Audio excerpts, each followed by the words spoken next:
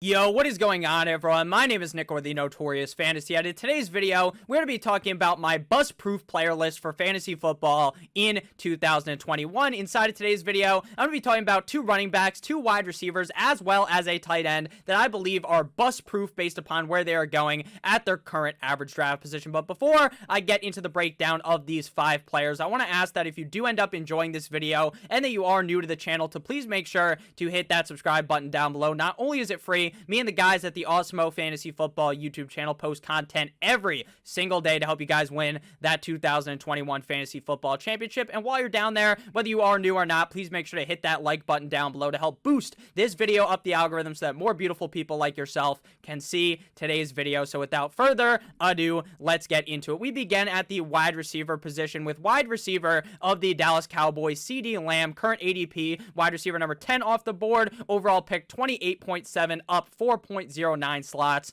on the week. Now, depending what website you are looking at, CeeDee Lamb basically ranges from wide receiver 10 to 15 off of the board, and I think in a lot of leagues, he's going to sit around that sweet spot of wide receiver 12 or 13. The website I got the ADP from for this video, he is wide receiver number 10. Now, the reason why I feel so confident in CeeDee Lamb comes with the offense that he is in. The Dallas Cowboys are going to be, without a doubt, one of the most pass-heavy offenses inside of the National Football League, and you want to know who benefits from having a pass-heavy offense? The quarterback, the wide receiver, and the tight end. Zeke, he'll still be fine, obviously, because they're still going to be able to run the ball, but late in these games, they are going to be in certified shootouts, game in and game out. We saw it last season with the Dallas Cowboys when Dak Prescott was healthy, that they were having to crawl deep down and search for a way to get out of these games, and they were going to have to pass the ball at an unprecedented rate. And when you're passing the ball at a heavy rate, guys like CeeDee Lamb, who is one of the better wide receivers on the team, if not maybe the best wide receiver on the team in terms of skills, that is going to be very, very good for them. Last year, CeeDee Lamb in 16 games was the wide receiver 24 in PPR, 24.5 PPR, and the wide receiver number 20 in standard, averaging 13.2 PPR points per game, 10.9 half PPR points per game, and 8.6 standard points per game, meaning from a points per game perspective, he was the wide receiver 35 in PPR, 34.5 PPR, and 32 in standard. The reason why we see such a difference in points per game finish versus regular finish is because CeeDee Lamb played in the whole season, which at the end of the year elevates you up, because not all wide receivers are going to play the full 16 game slate this season, obviously being 17 games. So like I was saying earlier, the reason why CeeDee Lamb is bust proof is because of how much this offense is going to be passing the ball. Had Dak Prescott been healthy last season for the whole year, CeeDee Lamb could have probably been a top 15, maybe even a top 12 wide receiver when the season came to a close. It's because the defense is just so fucking bad in Dallas. Now, I understand that they did end up addressing the defense in the 2021 NFL draft, but when you're drafting a defense, not all those guys are going to end up hitting. When you spend all of your picks on the draft on the defense, some of those guys are going to be busts. Some of those guys will take a while to get used to playing in the NFL. So this defense isn't going to be drastically better from one season to the next. But you want to know what will be better? The offense, because Dak will be healthy the whole season. CeeDee Lamb was still putting up pretty solid numbers for having quarterbacks the like of Andy Dalton, the likes of Ben DiNucci, the likes of Gilbert, whatever the fuck his first name was. I call him Gilbert Godfrey, but that's not his real name. It was just an embarrassment at the quarterback position for Dallas, and CeeDee Lamb, game in and game out, was still finishing pretty well. He had 109 total targets, 6.8 on the season, ranking 24th at the wide receiver position in 2020. He had 74 receptions, 4.6 per game, ranking 23rd at wide receiver. He had 935 receiving yards and 6 total touchdowns on the season, ranking 24th at the wide receiver position. So you should be able to rub your crystal ball and easily see a scenario where CeeDee Lamb finishes as a top 5 wide receiver because of the amount of pace that this offense is going to need to put out in order to win these football games, with all reports leading to the fact that Dak Prescott is going to be perfectly fine. Sure, maybe Dak Prescott will not be able to run out of the pocket and scramble as much because there is going to be that psychological thing in his head that, hey, if I run out here, my leg may be snapped in two again, so maybe I won't do that. But overall, based upon an injury standpoint, he should be perfectly fine from week 1 on in the NFL season. And there's a lot of talk about Amari Cooper potentially missing some time. He's injured right now. He is not practicing. He's been dealing with these foot injuries for a while now, and there is a chance that that could be re-aggravated. And if he continues to stay on the pup for the next couple of weeks, Amari Cooper is going to fall down the draft boards because people, including myself, will be very nervous to draft a guy who's coming into the season injured, and that's just going to further elevate CeeDee Lamb's potential to be the #1 wide receiver in targets on the team. If Amari Cooper is perfectly fine tomorrow, then Amari Cooper to me would be the guy to draft in this offense at the wide receiver position. But based upon what we know right now, I am all aboard the CeeDee Lamb train in 2020 with the better quarterback and what should be still a shit tier defense in Dallas. Next up, we got a running back of the Seattle Seahawks, Chris Carson, ADP running back number 17 off the board. Overall pick 37.8, and he's down 4.56 picks on the week. So people are getting a little more nervous on Chris Carson, which makes absolutely no fucking sense. Last year, in 2020, Chris Carson played in 12 games, finishing as the running back 19 in PPR, 17.5 PPR, and the RB 16 in standard, averaging 15.6 PPR points per game, 14.1 half PPR points per game, and 12.6 standard points per game, meaning on a points per game basis, he ranked as the running back 14 in PPR, 14.5 PPR, and the running back number 13 in standard. On the season, he had a grand total of 141 carries for 681 rushing yards, 46 targets, as well as 37 receptions for 287 receiving yards and 9 total touchdowns on the season. One of the aspects of Chris Carson's game that a lot of people tend to forget is the fact that he is getting a lot of targets in this offense, playing in 12 games, having 3.8 targets per game. The running backs behind him, Rashad Penny, all those other guys, how sure are you that they are going to take any volume away from Chris Carson? I am 100% sure that Chris Carson is the workhorse back on this team. Rashad Penny has failed to stay healthy throughout his career. I know some people poke fun about Chris Carson missing games in his career, but in 2019, he played in 15 games last year, playing in 12 games. So you're not going to be able to say that Chris Carson is just going to miss half the fucking season for absolutely no reason. Chris Carson is on a team that without fail will choose to run the ball.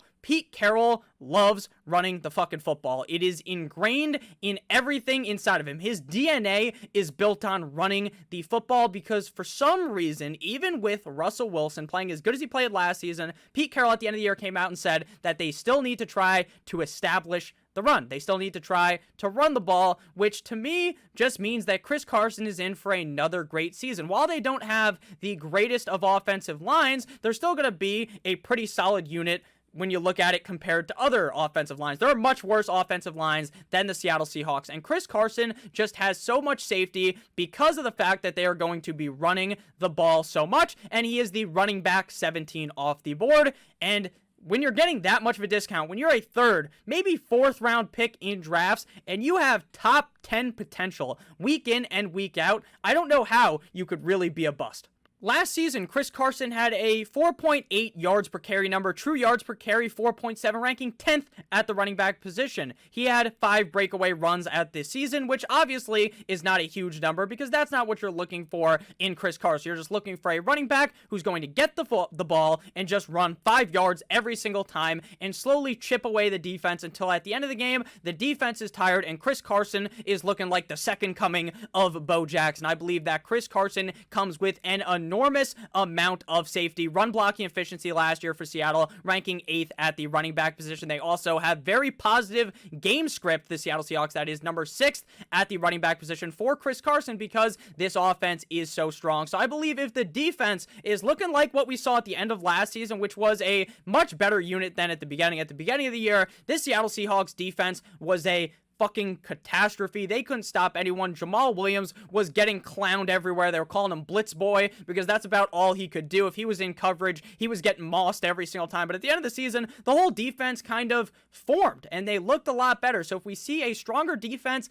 in 2021, not obviously going to go back to the days of Richard Sherman and all those guys when they were just unstoppable. That's not what it's going to become, but I do believe that this defense will be stronger, which will help out Chris Carson because he'll be able to run the ball out later on in the game. I love Chris Carson for 2021. I feel like there's ultimately no real way that he ends up being a bust. Unless he gets hurt, any of these guys could end up getting hurt. That is just up to chance. So we are about halfway through this video. 2 players out of 5, which isn't necessarily half, but I wasn't going to stop in the middle of breaking down the next player. So if you guys have enjoyed the video thus far, please make sure they hit that subscribe button down below. So next up, we have probably my guy at the tight end position, meaning that this is the guy that if he's available in the range I'm looking for, if I'm fine to take a tight end in the middle rounds of the draft, I'm taking this guy every single time because he's being undervalued right now, and he is the best option to throw the ball to on his team, tight end of the Detroit Lions. Overall ADP, 63.1 down, 2.60 slots on the week. Tight end number 6 off the board,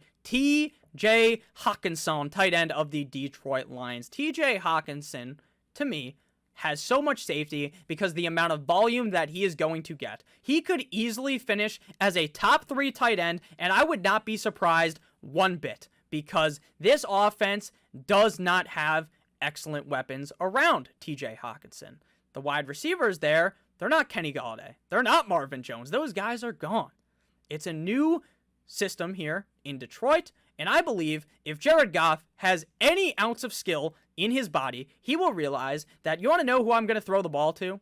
TJ fucking Hockenson, because this guy's 6'5", 251 pounds, and he does not drop the ball, and he is easily, in my opinion, the best receiving weapon on this team. And if you say that maybe he's not, you want to know who the best is then? It's DeAndre Swift, the running back of the team. Last season, TJ Hockenson in 16 games was the tight end 5 in PPR, 4.5 PPR, and the tight end 5 in standard, and he's coming off the board as tight end number 6, so that's a little bit crazy. Averaging 11 PPR points per game, 8.9 half PPR points per game, and 6.8 standard points per game. Meaning, from a points per game perspective, Hockenson was the tight end 6 in PPR, tied with Robert Tonyan and Logan Thomas. Tight end 7 in half PPR, tied with Mike Licky Amagasiki and tight end number 8 in standard. TJ Hockenson just seems so safe in these middle rounds of the drafts because of the amount of volume that he should just be sucking in and game out. Last year, TJ Hockenson had 101 targets, 6.3 per game, ranking 5th at tight end. 101 targets. That's a lot, right? He could be even more this season and easily should be because the weapons around TJ Hockenson just are not very good. 67 receptions, 4th highest at the tight end position for a grand total of 723 receiving yards, 3rd highest at the tight end position, and 6 total touchdowns, 9th highest at the tight end position. And this is a team that's going to have to be throwing the ball late in the game, a lot like CeeDee Lamb, because the Detroit Lions defense is non-existent. This guy had an 18% target share of the offense last year, 10th highest at the tight end position. 18%, and it was 23% in the red zone. Who are they supposed to target in the red zone now? It's not like you can throw an alley-oop to Kenny Golladay. It's not like you can throw it to Marvin Jones. You're going to legitimately have to give the ball to TJ Hockenson. If you're throwing it, probably 99% of the fucking time, because unless you throw it to him, I'm not sure what other wide receiver can even come down with the football in the red zone. To me, this is a very simpleton take. Everyone should know this at this point, because people are drafting other tight ends way too high over Hockenson. The only guys who I see it acceptable to draft over Hockenson are obviously Travis Kelce and Darren Waller, the 2 biggest target monsters at the tight end position, and then Kittle. And I'm not even all that sold in on George Kittle because I'm worried a little bit about the injury, but even so, I'm still fine drafting him in the 3rd round because I know what George Kittle is. But after that, people are making the argument for Kyle Pitts, for Mark Andrews to rank ahead of TJ Hockenson, which to me, I just find silly based upon the amount of volume that I project TJ Hockenson to have in 2021. And speaking of Kenny Golladay, next player to be talking about, wide receiver of the New York Football Giants, Kenny Golladay, ADP wide receiver 26, overall pick 53.4, up 4.4 slots on the week. Kenny G spot, Kenny G, Kenny Bones, whatever you want to talk or whatever you want to call this guy, is a beast. He is a menace to defenses. If you guys remember in 2019, this guy led the NFL in touchdowns. But the reason why he's getting drafted as the wide receiver 26 right now is kind of obvious, but I have him ranked ahead of that, and I think it's kind of crazy to take him, or take other wide receivers that are going in that range around him, because while his ceiling isn't necessarily super high because he's on the Giants, and let's be honest with you, who really is 100% certain that Daniel Jones is going to make some type of leap this season? To me, I would say there's not a very good chance of that, but we have seen Daniel Jones have these good games. But Daniel Jones has yet to have a wide receiver the likes of Kenny Golladay, who in my opinion is one of the best wide receivers in the National Football League. And this is the prove it year for Daniel Jones. There's a reason why they paid Kenny Golladay $7 gazillion fucking dollars. It's because they want to feed Kenny Golladay the ball to make sure that Daniel Jones either proves it. There's no excuses anymore, because if Daniel Jones can't do it with Kenny Golladay, Sterling Shepard, Darius Slayton, then is he ever going to be able to do it? Probably not. Kenny Golladay got a humongous bag. He signed with New York to be the wide receiver 1, and he is overwhelmingly the best talent on this roster. Last year, didn't put up big numbers at all because he only played in 5 games because he got hurt. Hurt with, what are those called? Air quotes. Hurt. Because he was hurt. But then you see him, doing things off the field where he seems fine. So I don't know. Maybe Kenny Golladay just wanted out of Detroit. It's fine. I think that, he missed the games. It is what it is. 5 games, was the wide receiver, 102 in PPR, 102.5 PPR, 99 in standard. You're not going to expect anything big out of a wide receiver who played in just 5 games. Considering how easy it is for wide receivers to score like 10 points a game, if they play 15 games, they are going to absolutely demolish you if you only played in 5 games. From a points per game perspective, he was wide receiver 35 in PPR, tied with CeeDee Lamb, who we talked about previously, wide receiver 31.5 PPR, and the 24 in standard, averaging 13.2 PPR points per game, 11.2 half PPR points per game, and 9.2 standard points per game. Last year, he had 32 targets, 6.4 per game, nothing special, 20 receptions, 338 receiving yards, and 2 total touchdowns. But I want to take a look at is 2019, where the guy had 116 targets, 21st at the wide receiver position, 65 receptions, 29th at wide receiver, 1,190 receiving yards, 6th at wide receiver, and 11 total touchdowns. Now, I'm not saying he's going to put up those numbers, because if he puts up those numbers, he's a top 10, maybe a top 5 wide receiver if things go his way. I'm not saying that's going to happen. What I'm saying is that he's going to be the clear number 1 target on this Giants team, and I believe that even with the ceiling being limited by Daniel Jones, he's just such a safe pick at wide receiver 26 that it seems crazy that he's still getting drafted as the wide receiver number 26 with what we know about Kenny Golladay as a player. Final player on my list, running back of my Miami Dolphins, Myles Gaskin. Overall ADP 67.3 for Myles Gaskin, running back 24 off the board. Now, going into last season, this Dolphins backfield was a battle between Matt Breida and Jordan Howard. And everyone and their mother was having this debate. Who do you draft? Do you draft Jordan Howard a little bit earlier, or do you wait and take Matt Breida because he's got that pass-catching value and all that? And we had this debate all summer long, like that one song, that one country song. But yeah, we were having this debate, and guess what? That debate didn't matter at all, because both of those guys fucking were terrible, and Myles Gaskin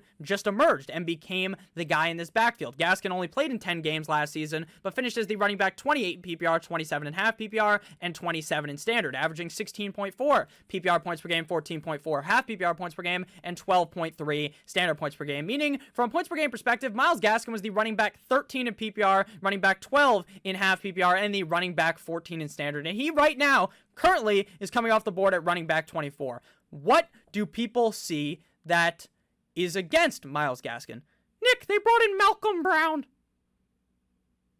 Come on, man. They brought in Malcolm Brown, and you're worried about Malcolm Brown? Now, he's going to vulture some touchdowns. Malcolm Brown is a fucking wrecking ball. He's built like that, so he's going to score a couple touchdowns. But who cares at the end of the day? Salvon Ahmed, he's the true number 2 on this team, and I think Myles Gaskin will be given the lead role. There is definitely, the biggest negative to Myles Gaskin is if he just starts off the season playing like dick. Like, if he starts the season terrible, Brian Flores is one of those coaches that will just yank him out, that will just take him out. He took out Tua for fits multiple times last season, so you better believe he's confident in doing that with Myles Gaskin. If Salvon Ahmed deserves the reins, he will do it. But Myles Gaskin last season, when he was given the opportunity to be the guy, he was. He had 142 carries, 584 rushing yards. He had 47 targets, 41 receptions, 388 receiving yards, 7th highest at running back, and 5 total touchdowns. So he put up some pretty solid numbers for a guy that was not even looked at all in fantasy drafts last season. No one knew who the fuck Myles Gaskin even was, and then he put up this basically monster season for what he was given, because every single week he was a top 15 running back who you just added off the waiver wire. If you look at the game log, you see towards the end of the season when he is really given the opportunity, he was running back 16 week 13 up against Cincinnati. He returns, or week 13 up against Cincinnati, I should say, week 16 against Las Vegas when he returns, number 2 running back on the week. Then the next week, week 17, even when the Dolphins got stomped. This was a brutal thing to watch as a Dolphins fan. They got stomped by the Bills, running back 14 on the week. This offense is going to be so much better. This is an offense that now has Will Fuller and Jalen Waddle. I'm not a big fan of Devontae Parker, but we still have Devontae Parker, and they still have Mike Gesicki. And now Tua going into the second year with a true training camp, true preseason, where he is the guy. There's no more worry about injury for Tua. They take out Chan Gailey, who handicapped this offense with Tua under center. They take him out. They bring in 2 new offensive coordinators. This is a team destined for fantasy success with Myles Gaskin. They also, just like with the argument earlier, have a very strong defense. The Dolphins had one of the best defenses in the National Football League last year, and I expect the same thing in 2021. I expect Myles Gaskin to be one of the biggest. He's not a sleeper. Well, he is a sleeper, because he's running back 24, and he could easily finish as a top 15 back, and people are sleeping on him. But it depends how you kind of describe the word sleeper, because I define the word sleeper as someone getting slept on, but also going later in the draft. Not where Gaskin is going, but I still think that he's a bust-proof player with how this offense is going to be ran in 2021. I'm all aboard the Myles Gaskin train. Choo-choo! So thank you guys all so much for watching. Let me know down below what you guys thought about all these players. You guys think that, hey, maybe these guys aren't bust-proof. Maybe they are going to be busting all game long like their name, or all season long like their name was Johnny Sins. So thank you guys all so much for watching. I love you guys so much. Make sure you guys hit that subscribe button down below. Make sure you hit that like button as well. Make sure to follow me on Twitter at NotoriousFNTSY. I love you guys all, and I'll see you guys tomorrow in a live stream at 2 p.m. Eastern Standard Time. Love you guys. Make sure you stay safe. As always, goodbye.